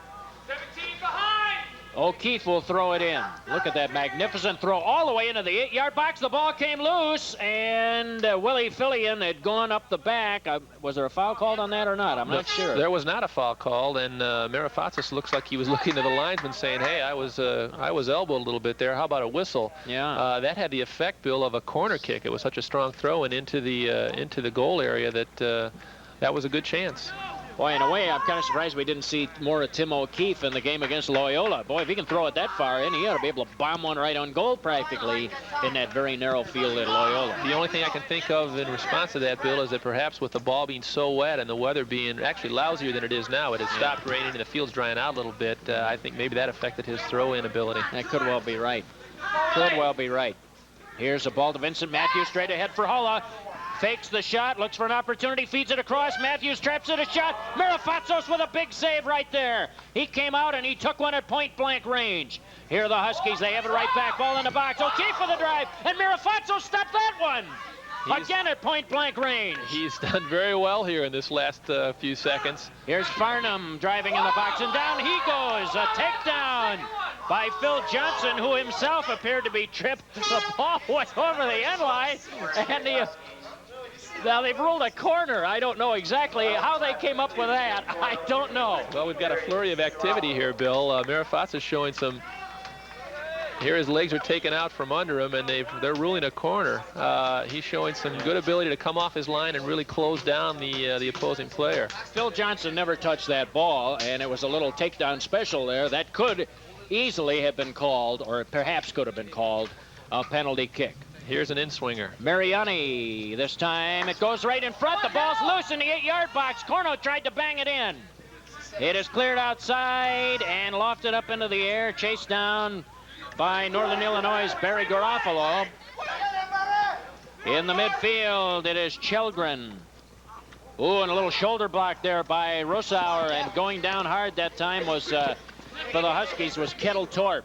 Some of the other players now getting an opportunity to see some playing time. Excuse me, Bill. At the beginning of that flurry in front of the North Park goal, we saw Hulla very unselfishly. He could have shot on goal. He dragged the ball back across the goal mouth, gave Matthews a real chance, and Matthews just wasn't able to turn quickly enough before he was closed down by the goalkeeper. But I know a coach likes to see that kind of play from a player where he has an option to maybe blast away on goal from a severe angle. He brought it across for his teammate. Here comes Garofalo, feeding at top of the penalty yard, goes over to Kettle Torp inside the box for Corno, looking for the cross, puts it in low. Hulla trying to turn around, chips it, and it went over the end line.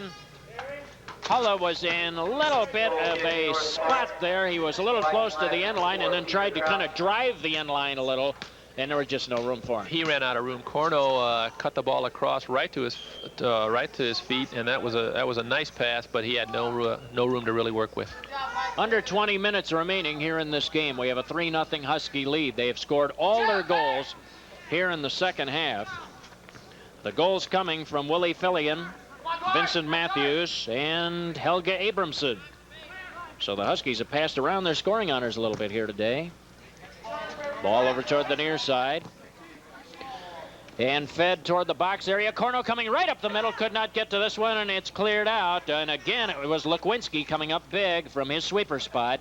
Was able to get rid of it. Now inside the box, here's Hulla. He'll take a drive this time, and it whistles wide and over the top of the goal. You can talk about balanced scoring, Bill, and I know everybody likes to do that on a team, especially when you're trying to really promote a team spirit. But frankly, I think between you and me, I think Jerry Collins is just glad to see the ball in the goal. I don't think he cares who the heck kicks it in there. Well, you're right about that. He wouldn't mind if the keeper punted it in from the other end, No. just as long as it's in. He'll give you the goal. I mean, he just wants to see those numbers on the scoreboard, and we can certainly understand that. Yep. Down to 18-17 remaining, a 3-0 soccer game right now. Bill Hazen with Pete Manos, and we're bringing you Husky Soccer here on Sports Vision. It's part of our continuing coverage of Northern Illinois athletics. And this game, I have to really scratch my head to remember a game that was so totally dominated. I've never seen one in the pro ranks that was as totally dominated. Maybe it's because the dribbling skills, they take so long to develop. They may be just slightly less developed at the college level than they are at the professional level. And so when you get a team that really has skills like this, they can really, like Northern is a pretty good dribbling team, they can really put the thumb screws to you. I think that's true. Plus, Northern is on their home field, and they've had great success against North Park in the past, so there's that confidence factor. Yeah. North Park has never beaten Northern. Last year they were beaten 3-0, and they've, in fact, just going back to '82, which isn't that long ago, it was a 7-1 margin. So, you know, Northern knows they're in the driver's seat really against this club as long as they can make the most of their opportunities. Well, and that's I think the thing that Jerry Collins wanted his team to think about in terms of Loyola as well. And after a little shock there with the Ramblers playing an exceptional game and doing a great job, they didn't want that to happen twice. Here the Huskies on the attack. Low cross for Garofalo in front, and the keeper, as Cornell goes somersaulting over the top of Marafatsos. Oh, man. That ball was brought in very well from the wing. Marafatsos handled it quite nicely and then covered up for the pressure from Cornell. Yeah, Garofalo tried to flatten it. The ball kind of bounced up on him a little bit. He couldn't really flatten it out. Mariani has his pocket pick. Really didn't quite have the ball. Goes over to the near side, and North Park has the ball right back. 16:27 remaining in regulation. A 3-0 Northern Illinois lead here from Husky Stadium. And the ball will be tossed in. Northern Illinois has it. Farnham will do it. There's a look on the left side of your screen. Just for a moment there, you can see Jerry Collins from his watching position. One of the nice things about watching a game here at Husky Stadium is that the stands are elevated. There are no ground level seats. So even the person sitting in the front row is about 6 or 7 feet off of the ground, so he has that nice little front porch-like overlook. It's one thing I've always liked about this, the stands, the way they're built here. As the saying goes, every seat's a good one, and I think that really holds true here at Husky Stadium. Oh, it really is. It's one of the nicest places to watch a game, be it soccer or football or whatever it is that you're seeing here. It's a really nice place. We have a foul in the midfield as Gustafson took a pretty good fall. It'll be a free kick. He was knocked off of his feet. Foul called on NIU. We've had no cards in this game. Bill, you said soccer or football. I thought soccer was football. Well, of course, in the great majority of the world, it is football. The association football, if you want to call it that, which is what soccer, the actual word that we've come to know as soccer, comes from, is the association football. You're right. I'm sure a lot of our viewers have seen some of these bumper stickers by soccer fans where they say, this is a real football, and it's a soccer ball. Yeah, I've seen those. Very cute. Very cute. 15 minutes remaining. Well, there was a fork in the road back when football was played. Football went in two directions. There was the one direction like this, which became association football, which is what we call soccer, where the ball is played totally with your feet. And then there was the direction toward rugby football, which eventually was developed in American football in our version. That was the split. Exactly. The two types of football. So, and they're still as popular as ever. All over. Here's Hulla cutting to his left. What a nice move. A rocket shot, and Marafatsos. Man, what a save. That ball was hit like a ton. That was a rocket, and he moved well to his right and parried the ball and then covered up very quickly, so there was no rebound. Boy, what a job. I tell you what, Lukwinski had an awful lot of trouble closing down on Hulla. He didn't get it done, and you could see Lukwinski was backpedaling as Hulla made his move. Well, caught him. That's true. Lukwinski has done yeoman's work, and I think that you're seeing that he maybe is getting a little bit fatigued here as the clock winds down. But he has done a heck of a job, and you know, it's just a matter of how much can one man do. Yeah, exactly. And, you know, it's hard playing the game on your heels all day, you know. It sure is. That's no fun when you're backed up and you're playing on your heels like that all the time. It's no fun. And I really admire the Vikings' tenacity to stay in there and do what they can. They've done a good job in that regard. Here's a quick throw in. The Huskies have it back. They're going for 4 here. Hulla brings it in. Let's see what he does with it. Has it at the 8-yard box. Garofalo. He tried to trap it. Here's the shot taken by Kettle Torp. And it rebounds. Boy, Garofalo had it in the box, and then he wanted to dribble or deke step or do something. I don't know what he had in mind. Didn't take the shot. Well, I think, of course, it's easy up here to say, oh, he should have shot then. And I think he wanted to get in just for that one more little touch to really get a great shot on. He probably would have been better off letting it go. And a goal! Wow, what a rocket by George Smith as he put in from above the penalty arc. Shades of Howie Charbonneau. Oh, I'll say, boy, that was about a 30-yard ball. Well, that came out of nowhere, Bill. I think it caught Marifazzo sleeping as well as just about everybody in the ballpark. And Big George, the Rocket Man, boy, he really got into that. Look at him tuck it right in high on the right. I think Marifazzo thought that ball was not that well placed. He either thought it was going to go over the bar or maybe wide of the post. And Hulla gets the assist on it. Preben Hulla gets the assist. That's Hulla's first point of the year. And George Smith's first points of the year as he gets that goal. And George, we weren't sure if we were going to even see him today. He played for Jim Rubley at Elk Grove High School, Illinois, and he's a physical therapy major, this young man. George Smith, just a sophomore, and boy, that has to be a thrill for him. He sure hit that ball well. You can't do much better than that. Oh, you really can't. Here's a ball played through. It's 4-0. Here come the Huskies again. Hulla inside the box, and it's swept away by Lukwinski, who must feel as if he is the loneliest guy on the field. There's a corner kick coming up. Sports Vision is your home for the best in college football coaches shows this fall. Each week, Sports Vision highlights top programs, and look at the list that we have for you. Lou Holtz of Notre Dame, Hayden Fry of Iowa, Tom Osborne of Nebraska, and many more right here on Sports Vision, Chicago's winners on cable. Some of the best football minds in the business, and you'll catch them all right here. Here's an in-swinger, Bill. Mariani, and it was headed over the end line by a defender. I think it was Ray Navarro or Mark Johnson, one of those two. They were both in the area for North Park. I think Navarro got a head on it, and we're going to bring it right back to the corner spot. So that's another one. I have that unofficially as 9 corners. This is a straight-on ball, lofted up in the air by Garofalo. Corno tried to go up and get it, but I'll tell you, Jim Corno at about 5 feet 6 or 7. Steve Johnson, who they have listed at over 6 feet. I don't know if this is right or not. I had him as 6'5". Is that possible, Steve Johnson? Is he that tall? He sure doesn't look that tall. 6'5". They do have him listed at 6'5", 180. That could be a little marketing ploy on the part of North Park College, but regardless, it was a size mismatch there with Corno going up against him. Yeah, I give him a gallant effort, but he would have had to stand on Manute Boll's shoulders, I think, to go up and get that one. Here come the Huskies once again, and Corno's taken off of his feet on a tackle from Bernie Rosauer. Came in from behind. Free kick for Northern, no doubt about that. Down to 10:57 left, and it's a 4-0 soccer game now. Marifazos will set up a 3-man wall here. It's from a pretty severe angle. Let's see who's going to take it. The goal, by the way, we'll pick up the goal in a moment. It bends in, and it's headed away by Mitchell. Goes over to the near side. It is picked up by Garofalo, and North Park is able to clear it out. Mariani hit that ball, Bill, and brought it in nicely, but it was pretty well covered there by the North Park defense. George Smith getting the goal officially at 77:03 match time, with Preben Hulla on the assist. That's the time of the goal. 10:15 remaining in the game. The Huskies now with a commanding 4-0 lead.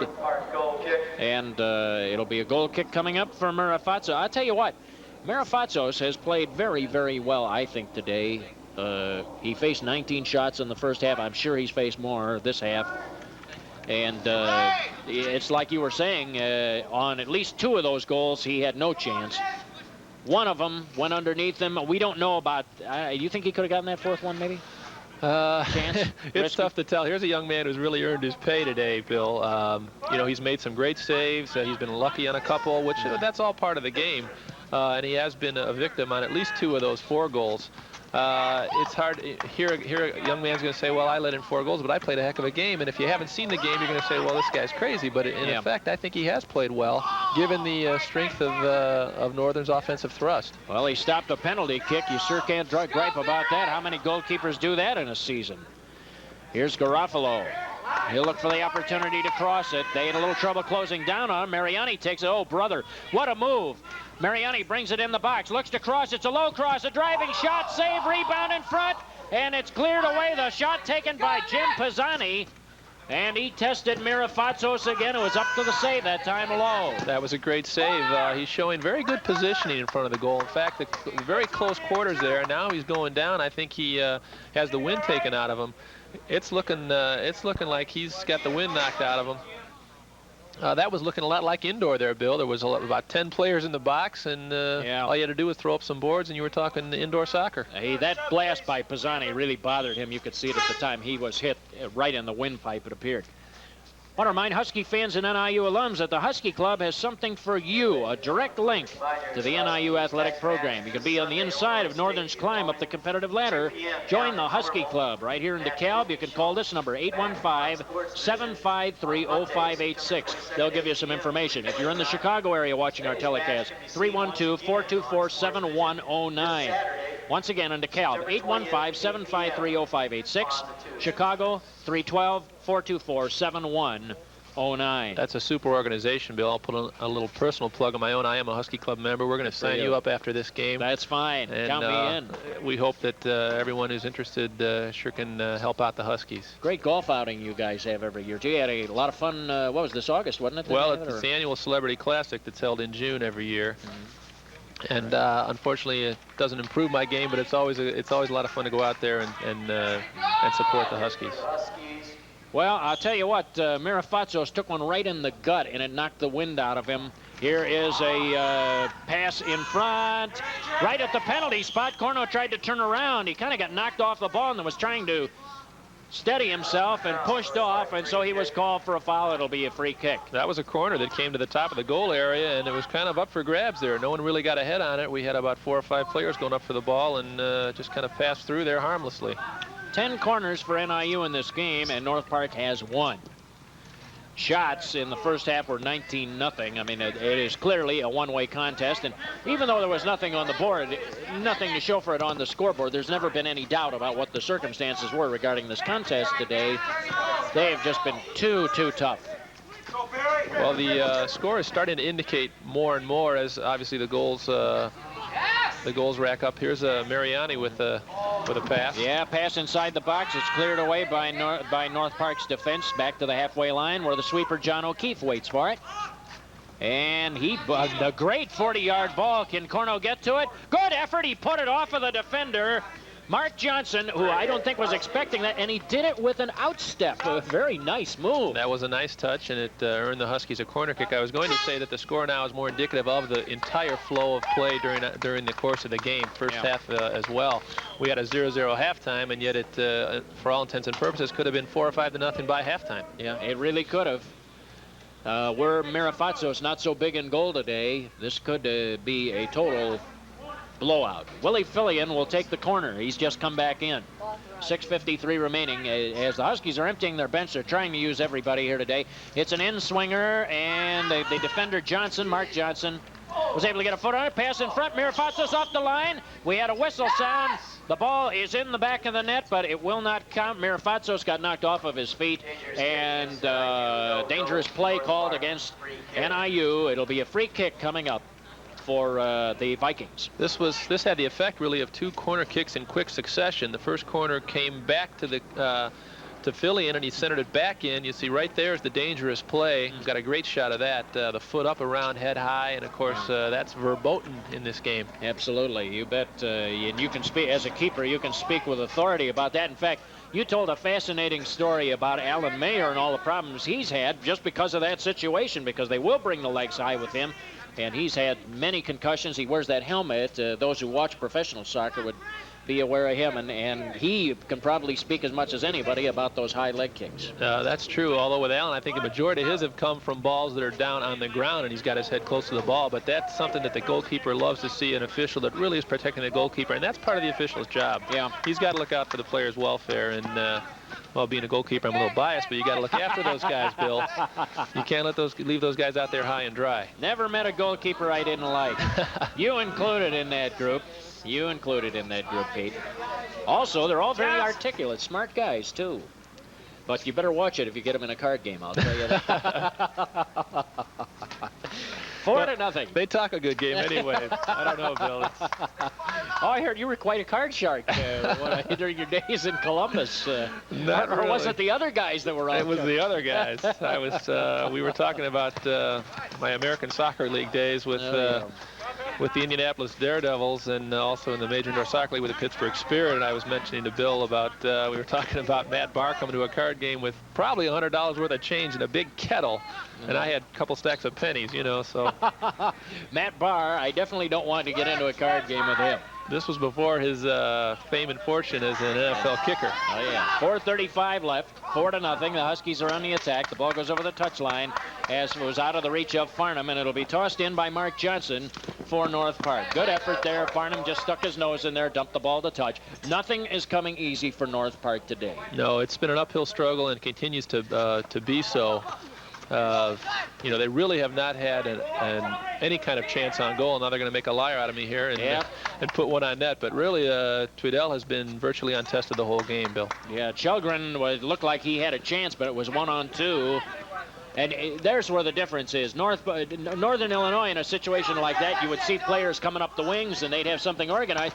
North Park just hasn't been able to get the support on the wing, so even if they do get the ball in the attacking half, it's one man going by himself, and it's just not enough. Well, soccer, like in basketball or hockey, you try to create numerical advantages in your offensive end. In the offensive third, we usually divide the soccer field into three sections, and North Park just has not been able to do that. The Northern's done that time and time again today, and as we've seen, they finally started to capitalize on that. But in the first half, that wasn't the case. They had all the momentum and all the advantages, but still didn't capitalize.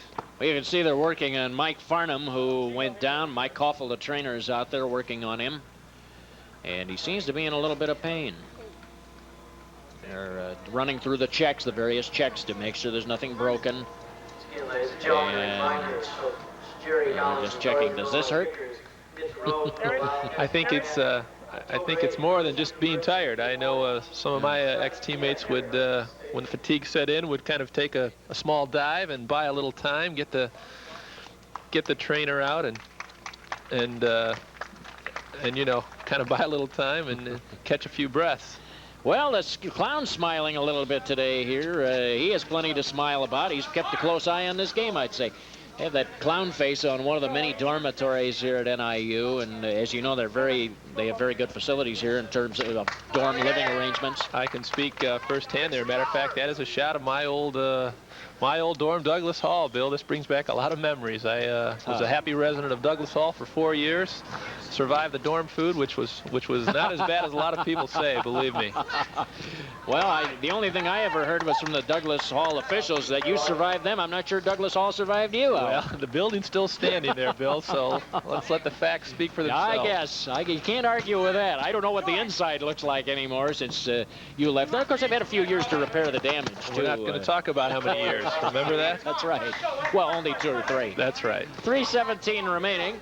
And the Huskies thoroughly in control. Here's Garofalo with the ball. Nice cut toward his right. Looks for a chance. A shot. And it's parried down nicely by Mirafatsos, who takes it and blasts the ball up the field. Mirafatsos was an outstanding goalkeeper at Lane Tech High School in Chicago. They got a real nice find in him. They have a good program at Lane Tech, and he shows that he has played in goal. He's got good technique. Again, right there, he couldn't hold that ball yet. He parried it down to his feet and quickly covered. You can tell that he's an experienced keeper. Yeah, he had the right angle on that parry, so the ball comes up. It's right to him. He doesn't give up a rebound or any easy opportunities. And boy, when a ball is hit as hard as that one was, that is not easy to do. Well, the mistake that a lot of keepers make is trying to hold those kind of shots, and then they trickle through the hands, and you're in trouble. But he is a junior, so it's not like he's untested, and we understand that he also is pretty adept in the field. We were made aware of the fact that he could show out as a field player. Yeah, indeed. As a matter of fact, they list him as both a midfielder and a goalkeeper. Their backup goalkeeper, we haven't seen him today, Chris Hook. Or he may be their principal keeper. I don't know if they alternate two like the Huskies do, or they've had Twiddell in goal and Maylor, who we saw the other day.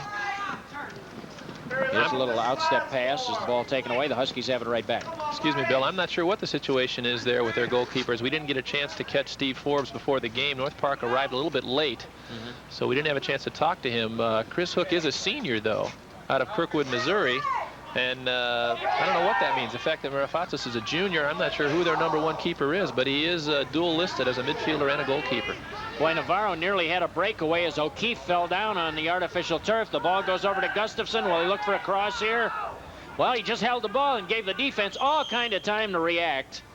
That's the problem. When you take a ball down to the end line like that, you know you can't go to your left, then you just sit there. You're just inviting the defense to close on you. Yeah, he tried to flip it to Brent Shelgren and wasn't able to do that without the Northern players coming in. So I think he had in mind to hold the ball and then bust it out quickly. Now they have a free kick. Well, let's see. Mitchell is there. We'll see if he passes over. Mitchell and Gustafson are the two players. And it is a shot that goes over over the goal, and I don't know if it was between the uprights or just went all the way by. I think it just went all the way by, so it'll be a goal kick coming up. 33 seconds left, and that's what separates the Huskies from victory here now in this game. Believe it or not, Bill, I believe that is as close as North Park has come to a goal on that effort right there. And here's a breakout. Hulla would like to put a 5 spot on the board, a tackle, as Steve Johnson, credit Steve Johnson with a lot of hustle coming all the way back that length. Oh boy, and I think he may have felt that too when he went down trying to make the tackle. He is in pain. He hurt that right ankle. Here is the corner kick. Jim Corno with it, gets around the keeper, down he goes in the box. The goal's wide open, a header goal! Garofalo as time expires.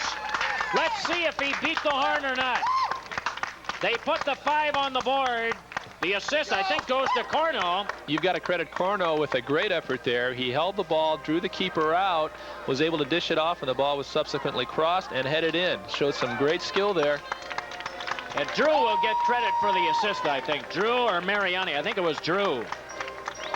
And the header by Garofalo as he tucked it away. That's Garofalo's first goal of the year. And they give the goal to Garofalo. And I'm not sure about the assist. I think it went to Kevin Drew. Mariani? Unassisted? Jim Corno, Corno did not hit the ball last. It was clearly either Kevin Drew or Nick Mariani. We'll check it out later. Anyway, they've given it to Corno momentarily. We will be back to review this game in just a few seconds. Corno.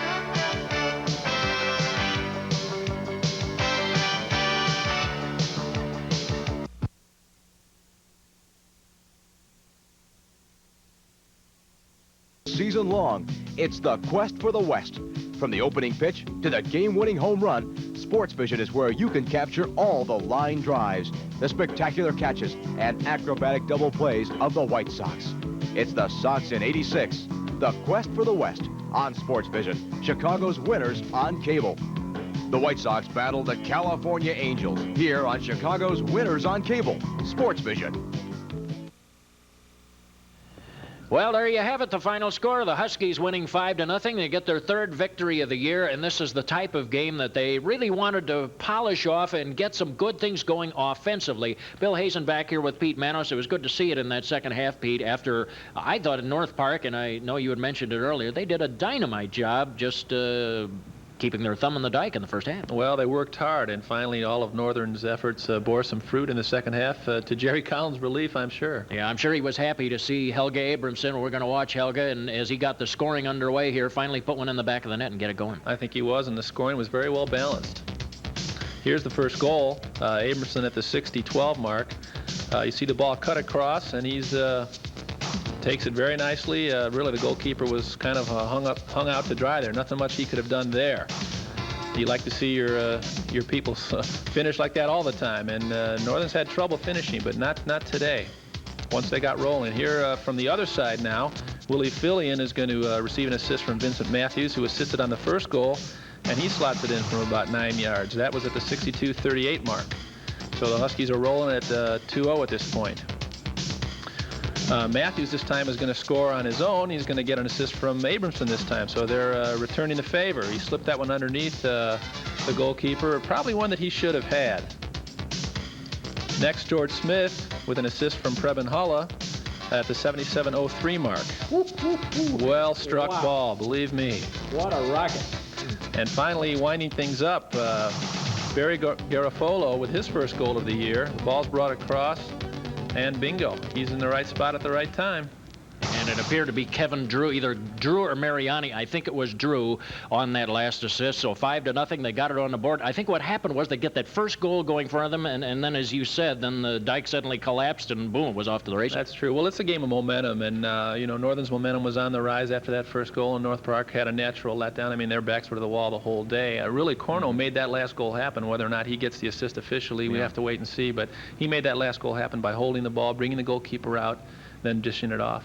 Well, I think North Park can build on a solid first half, and if they can forget that second one, they're just going to have to find a way to generate some points and get some goals on the board. Well, they're a young team, and as we said, they were struggling all day to really cross the half line. I don't think they really came close to scoring whatsoever. You could have been in goal there, Bill, for the Huskies, and you might have done pretty well. Yeah, in a game like this, I might have. Pete, I enjoyed it. We'll see you coming up. Looking forward to it. All right, very good. That's Pete Manos. I'm Bill Hazen. Hope you enjoyed our telecast today here on Sports Vision, and our next NIU soccer game will be Monday, September 22nd at 8 o'clock when the Huskies of NIU travel to Normal to take on the Redbirds of Illinois State University. The executive producer for tonight's game, Jim Corno. Tonight's game has been produced and directed by Harlan Singer. Our associate director, Pete DiGiulio. And remote facilities provided by Trio Video.